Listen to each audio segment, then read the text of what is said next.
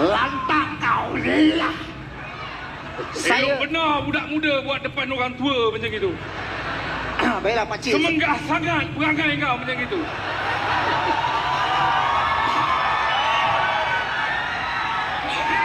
Jangan marah pakcik. Saya cuba tadi tu, saya cuba. Jadi pakcik, saya nak tahu apa pengalaman pakcik masa zaman Jepun pakcik. Zaman Jepun dulu susah. Bukan saja kita nak berhadapan dengan komunis. Malah masa tu hutan tengah tebal, terpaksa berhadapan dengan rimau, gajah. Pakcik pernah dengan kawan pakcik. Okey. Sama-sama perjuangan negara, dia terkorban. Ya Tuhan. Ya Tuhan. Jadi lepas tu apa pakcik? Apa pakcik? Pakcik tengah berperang, rimau kat belakang. Okey. Pakcik jeling dia. Tapi pakcik tinggal satu petua. Bila nampak rimau, buka kasut, tengok mata dia, letak tepi. Oh, maknanya pakcik cuba menarik perhatian harimau itu? Bukan. Habis? Sebab bila buka kasut, lari laju sikit.